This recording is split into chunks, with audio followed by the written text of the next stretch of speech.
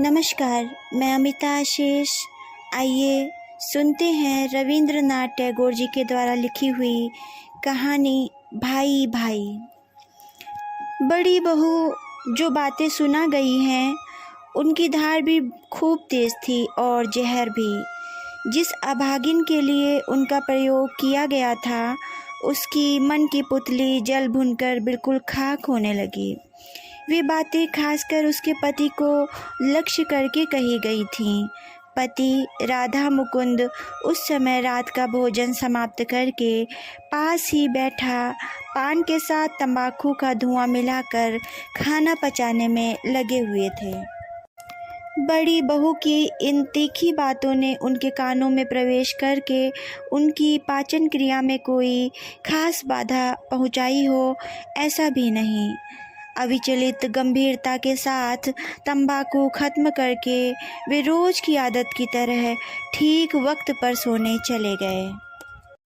परंतु ऐसी असाधारण पाचन शक्ति की आशा सबसे नहीं की जा सकती। रासमणी ने आज सोने के कमरे में पहुंचकर पति के साथ ऐसा सलूक किया कि इसके पहले शायद ही कभी किया हो। और दिनों में तो वह शांत भाव से बिस्तर पर जाकर चुपचाप पति की सेवा में लग जाती थी।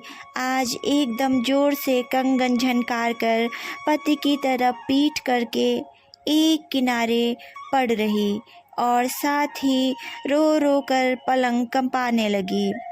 राधा मुकुंद ने इस बात पर कुछ ध्यान नहीं दिया और वे बगल के लंबे गांव तकिए से लिपट कर सोने की कोशिश करने लगे। किंतु अपनी इस उदासीनता से स्त्री का अधैर्य लगातार बढ़ते देख अंत में उन्होंने मीठे गंभीर स्वर में कहा, एक खास काम के लिए मुझे खूब सवेरे ही उठना है, अब सोना जरूरी है। पति के इस स्वर से रासमणी का रोना अब भीतर न रह सका, क्षण भर में बाहर फूट निकला। राधा मुकुंद ने पूछा, क्या हो गया? रासमणी ने रुंधे हुए स्वर में उफनते हुए कहा, सुना थोड़े ही है। सुना तो है, लेकिन बड़ी बहू ने एक भी बात झूठ नहीं कही। क्या मैं भाई साहब के अन्न से नहीं पल रहा हूँ? तुम्हारे कपड़े लत्ते जेवर ये सब क्या मैंने अपने बाप के पैसे से खरीदे हैं? जो कुछ खाने पहनने को देता है वह अगर दो एक कड़ी बात कह भी दे तो उसे भी खाने पहनने में शामिल समझ लेना चाहिए। ऐसे खाने पहनने में अटकी क्या है? जीना तो होगा ही। मैं मर जाऊं तो अच्छा, जब तक नहीं मरती तब तक जरा सोने की कोशिश करो, आराम पाओगे। यह कहते हुए राधा मुकुंद ने तुरंत अपने उपदेश और उदाहरण में सामंजस्य कायम कर दिया। राधा मुकुंद और शशिभूषण दोनों सहोदर भाई नहीं हैं और बहुत निकट संबंध भी नहीं है, बल्कि गांव का रिश्ता कहा जाए तो कोई हर्ज नहीं, किंतु प्रेम की गांठ सहोदर भाई से किसी प्रकार कम नहीं। बड़ी बहू ब्रज सुंदरी को जरा यह असह्य मालूम होता है। खासकर शशिभूषण कोई चीज़ देने करने के बारे में छोटी बहू की अपेक्षा अपनी स्त्री के प्रति ज़्यादा पक्षपात नहीं करते, बल्कि जिस चीज़ का जोड़ा नहीं मिलता उसे अपनी स्त्री को न देकर छोटी बहू को ही दे देते हैं। इसके सिवा अक्सर इस बात का भी परिचय मिलता है कि बहुत बार स्त्री से अनुरोध की अपेक्षा राधा मुकुंद की सलाह को ही ज़्यादा निर्भर योग्य समझते। शशिभूषण आदमी बिल्कुल ढीले ढाले स्वभाव के हैं।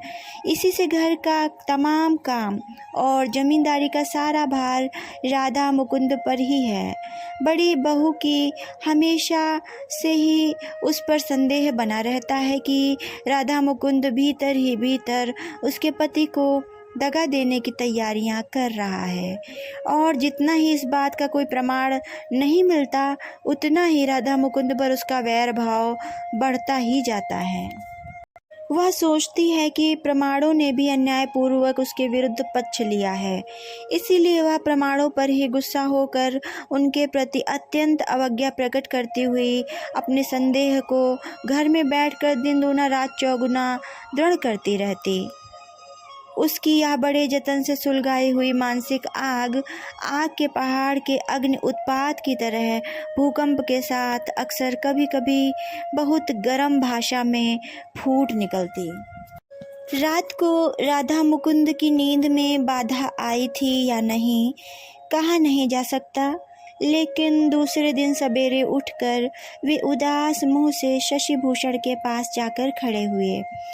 शशिभूषण ने बड़ी घबराहट के साथ पूछा, राधे, तुम्हें आज ऐसा कैसे देख रहा हूँ?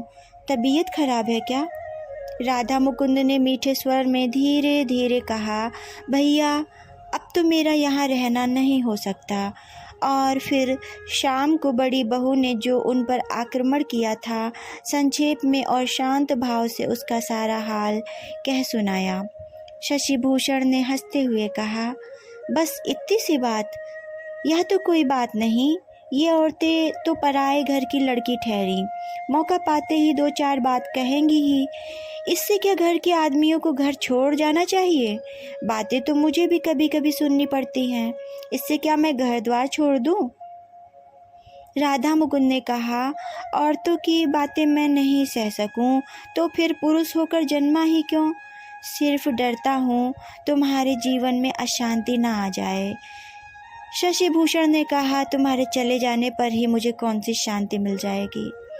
आगे और ज़्यादा बातचीत नहीं हुई। राधा मुकुंद एक गहरी सांस लेकर वहाँ से चले आए। उनके हृदय का भार ज्यों का त्यों बना रहा। इधर बड़ी बहू का कोप क्रमशः बढ़ता ही जा रहा था। हजारों बहानों से जब तब वे राधे को भला बुरा सुनाती ही रहती। क्षण क्षण में छूटने वाले उनके वाक्य बाणों ने रास मणि की अंतरात्मा को एक प्रकार से शरशैया पर सुला दिया। राधे यद्यपि चुपचाप पड़े पड़े तंबाकू पीते रहते और स्त्री की रोनी सूरत देखते ही आंखें मीच कर खर्राटे लेना शुरू कर देते, मगर फिर भी चेहरे का भाव देखने से मालूम हो जाता कि उन्हें भी यह सब असह्य मालूम होने लगा है। परंतु शशिभूषण के साथ उनका संबंध तो कोई आज का नहीं है। दोनों भाई जब सवेरे ही बासी भात खाकर एक साथ पाठशाला जाते थे, एक साथ सलाह करके पंडित जी को धोखा देकर पाठशाला से भाग किसानों के लड़कों के साथ मिलकर तरह तरह के खेल खेलते थे, एक बिस्तर पर सोते और अंधेरे में मौसी के मुँह से कहानी सुनते थे। घर वालों से छिपकर रात को दूसरे गांव में रामलीला या नाटक देखने जाते थे और सवेरे पकड़े जाने पर अपराध और दंड को दोनों समान रूप से बांट लेते थे। तब कहाँ थी ब्रज सुंदरी और कहाँ थी रासमणी? जीवन के इतने दिनों को क्या एक ही दिन में छांट कर अलग किया जा सकता है? परंतु ऐसे संदेह का आभास मात्र भी कि यह बंधन मतलब का है, यह गाढ़ा स्नेह और मेलजोल दूसरे की कमाई में से हिस्सा बटाने का एक ढोंग है, उन्हें जहर बराबर मालूम होता। कुछ दिन और इसी तरह चलते रहने से क्या होता कह नहीं सकते, किंतु इसी बीच में एक भारी दुर्घटना हो गई। जिस समय की बात कही जा रही है, उन दिनों दी गई तारीख को सूर्यास्त के पहले अंग्रेज सरकार की मालगुजारी न चुकाने पर जमींदारों की जायदाद नीलामी पर चढ़ा दी जाती थी। एक दिन समाचार आया कि शशिभूषण की एकमात्र जमींदारी परगना इनायत शाही मालगुजारी न चुकने की वजह से नीलाम हो गई। राधा मुकुंद ने अपने स्वाभाविक धीमे शांत भाव से कहा, सब मेरा ही दोष है। शशिभूषण ने कहा, तुम्हारा क्या दोष? तुमने तो रुपया भेज ही दिया था, रास्ते में डकैतों ने लूट लिया तो तुम क्या करते? दोष किसका है? अब इस बात के निर्णय से कोई लाभ नहीं, अब तो गृहस्थी चलानी होगी। शशिभूषण का स्वभाव और शिक्षा ऐसी नहीं कि सहसा किसी काम धंधे में पड़ जाते। वे तो मानो घाट की पक्की सीढ़ियों पर से फिसल कर पल भर में गहरे पानी में जा डूबे। पहले तो वे स्त्री का जेवर गिरवी रखने को तैयार हुए, पर राधा मुकुंद ने रुपयों की एक थैली उनके सामने पटक कर उन्हें रोक दिया। उन्होंने पहले से ही अपनी स्त्री का जेवर गिरवी रखकर रुपयों का इंतजाम कर लिया था। गृहस्थी में यह एक महान परिवर्तन दिखाई दिया कि अच्छे समय में गृहिणी ने जिन्हें अलग करने की 1000 कोशिश की, बुरे समय में अब उन्हीं को उन्होंने बेचैन भाव से जकड़ लिया। अब उन्हें यह समझने में देर न लगी कि इस समय दोनों भाइयों में से किसके ऊपर ज़्यादा भरोसा किया जा सकता है। पहले कभी उनका राधा मुकुंद से जरा सा भी वैर भाव था, इसका नामो निशान तक नहीं दिखाई देता। राधा मुकुंद पहले से ही अपनी अलग जीविका के लिए तैयार थे। पास के शहर में उन्होंने मुख्तारी करनी शुरू कर दी। उन दिनों मुख्तारी के काम में आमदनी के रास्ते आजकल की अपेक्षा बहुत ज़्यादा थे। तीक्ष्ण बुद्धि होशियार राधा मुकुंद ने पहले से ही अपनी धाक जमा रखी थी। धीरे धीरे उन्होंने जिले भर के बड़े बड़े जमींदारों का काम हाथ में लेना शुरू कर दिया। अब रासमणी की अवस्था पहले से ठीक उल्टी है। अब रासमणी के पति की कमाई से ही ब्रजसुंदरी और शशिभूषण अपनी गुजर करते हैं। इस बात पर उसने कभी साफ साफ घमंड दिखाया या नहीं मालूम नहीं पड़ता। एक दिन शायद बर्ताव और इशारे से उसने ऐसा भाव व्यक्त किया होगा, पर वह सिर्फ एक ही दिन के लिए। दूसरे दिन से ही वह और भी नम्र हो गई, कारण बात उसके पति के कानों तक पहुंच चुकी थी। उस दिन रात को राधा मुकुंद ने किन किन युक्तियों का प्रयोग किया था ठीक नहीं कहा जा सकता। दूसरे दिन से उसके मुंह में जबान तक न रही। बड़ी बहू की वह दासी सी बनकर रहने लगी। सुनते हैं राधा मुकुंद ने उसी दिन स्त्री को मायके भेजने की तैयारी कर ली थी और 1 हफ्ते तक उसका मुंह तक नहीं देखा था। अंत में ब्रजसुंदरी ने देवर को समझा बुझाकर बड़ी कोशिश से दंपत्ति का मेल कराया था और कहा था, छोटी बहू तो कल आई है। खबर है मैं कितने दिनों से तुम्हारे घर में हूँ। तुम में हम में जो हमेशा का प्रेम का नाता है, उसे वह बेचारी अभी क्या समझेगी। अभी तो लड़की है वह, माफ़ कर दो। राधा मुकुंद घर खर्च के लिए सब रुपए ब्रजसुंदरी को लाकर दे देते। रासमणी अपने लिए जरूरी खर्च के रुपए नियमानुसार या मांग कर ब्रजसुंदरी के पास से पाती। घर में बड़ी बहू की हालत पहले से अच्छी ही है, बुरी नहीं, कारण पहले शशिभूषण स्नेह के कारण तथा और भी बहुत सी बातें सोचकर रासमणी का ही अधिक पक्षपात करते थे। शशिभूषण के चेहरे पर यद्यपि सहज प्रफुल्ल हंसी की कमी नहीं थी, किंतु फिर भी गुप्त बीमारी से वे दिनों दिन कमज़ोर हुए जा रहे थे और किसी का उस तरफ ध्यान ही नहीं गया था। भैया की यह हालत देखकर सिर्फ राधे की ही आंखों में नींद नहीं थी। अक्सर रात को जब रासमणी की आँख खुलती तो वह देखती कि उसके पति गहरी सांसें ले लेकर अशांत भाव से करवट बदल रहे हैं। राधा मुकुंद अक्सर शशिभूषण को जाकर तसल्ली देते रहते, तुम फिक्र मत करो भैया, तुम्हारी पैतृक संपत्ति मैं फिर से तुम्हें वापस ला दूंगा, जैसे भी बने जरूर ला दूंगा। अब ज़्यादा देर भी नहीं है। वास्तव में ज़्यादा दिन की भी देर नहीं हुई। शशिभूषण की जायदाद जिस आदमी ने नीलामी में खरीदी थी वह था व्यवसायी, जमींदारी के काम से बिल्कुल अनभिज्ञ। उसने इज्जत की उम्मीद से खरीदी थी, किंतु उसमें उसे उल्टे घर की मालगुजारी देनी पड़ती थी। 1 पाई का भी मुनाफा नहीं था। राधा मुकुंद वर्ष में 2 बार अपने लठैतों को साथ ले जाकर लूट खसोट मचाकर लगान वसूल कर लाते थे। प्रजा भी उनके वश में थी। बनिया होने के कारण नए जमींदार से लोग घृणा रखते थे और इसीलिए राधा मुकुंद की सलाह और सहायता पाकर वे उसके खिलाफ चलने लगे। बहुत दिनों तक मामला मुकदमा चलता रहा, किंतु कोई नतीजा नहीं निकला। आखिर झक मार कर बेचारा इस झंझट से बरी होने के लिए उत्सुक हो उठा। बहुत थोड़ी कीमत देकर राधा मुकुंद ने अपनी संपत्ति फिर से खरीद ली। लिखने में जितना थोड़ा समय मालूम होता है, असल में वह उतना थोड़ा नहीं है। इस बीच में 10 साल गुजर गए। इस बीच में 10 साल गुजर गए। 10 साल पहले शशिभूषण यौवन के उस पार प्रौढ़ावस्था के किनारे पर थे, किंतु इन 8-10 सालों में मानो वे भीतर के रुके हुए मानसिक ताप के भाप से चलने वाले हवाई जहाज में चढ़कर बड़ी तेजी से एकदम बुढ़ापे के बीचों बीच जा पहुँचे। पैतृक संपत्ति लौट आई, तब न जाने क्यों उससे उन्हें खुशी नहीं हुई। बहुत दिनों से काम में न आने के कारण हृदय वीणा की खूंटियाँ शायद कुछ ढीली हो गई थीं। अब 1000 बार खींच कर बांधने पर भी उसके तार ढीले पड़ जाते हैं।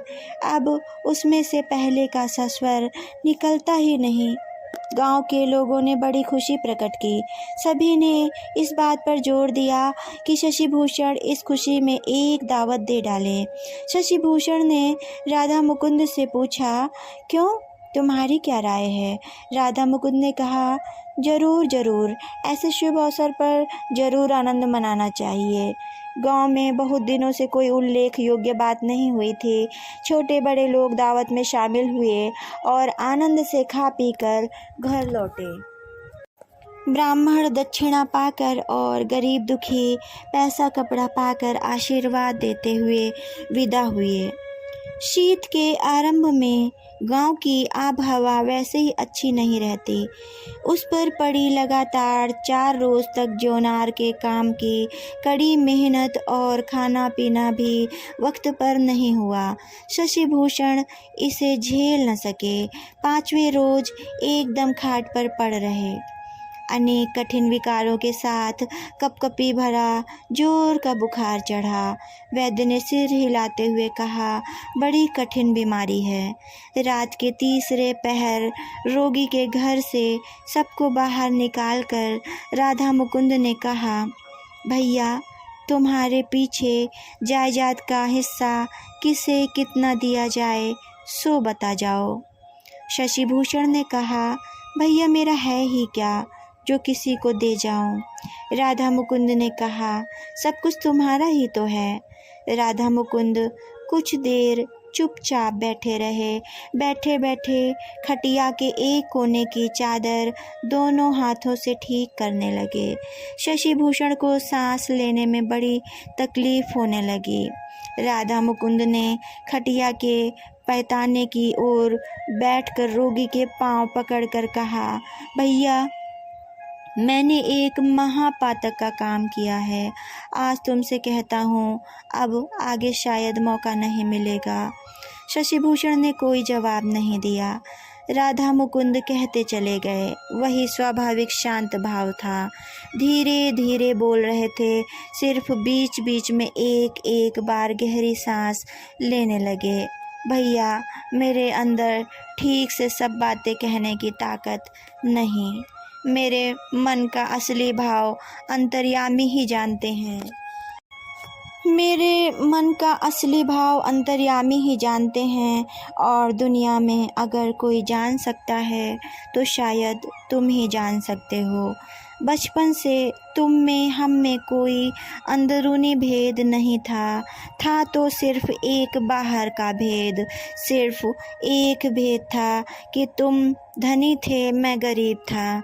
जब देखा कि उस जरा सी बात पर तुम में हम में भेद पड़ने की संभावना बराबर बढ़ती ही जा रही है, तब मैंने ही उस भेद को मिटा दिया। भैया, मैंने ही मालगुजारी के रुपए लुटवा कर तुम्हारी जायदाद नीलाम करवा दी थी। शशिभूषण ने रत्ती भर भी आश्चर्य का भाव प्रकट नहीं किया। जरा मुस्कुराकर मुलायम स्वर में रुंधे हुए गले से बोले, भाई, तुमने तो अच्छा ही किया था, पर जिस मतलब से किया था वह सिद्ध हुआ क्या? मुझे तुम अपने पास रख सके? दयामय परमात्मा। उनकी शांत मृदु मंद मुस्कुराहट के ऊपर से आंसू की 2 बूंद टपक पड़ी। राधा मुकुंद ने उनके पांव तले सिर रखकर कहा, भैया, मुझे माफ़ कर दिया। शशिभूषण ने पास बुलाकर उनका हाथ थाम कर कहा, तो सुनो, ये सब बातें मुझे मालूम थी। तुमने जिनके साथ षड्यंत्र किया था उन्हीं ने मुझसे सब कह दिया था। मैंने तो तभी तुम्हें माफ़ कर दिया था। राधा मुकुंद दोनों हथेलियों से अपने लज्जित मुंह को ढककर रोने लगे।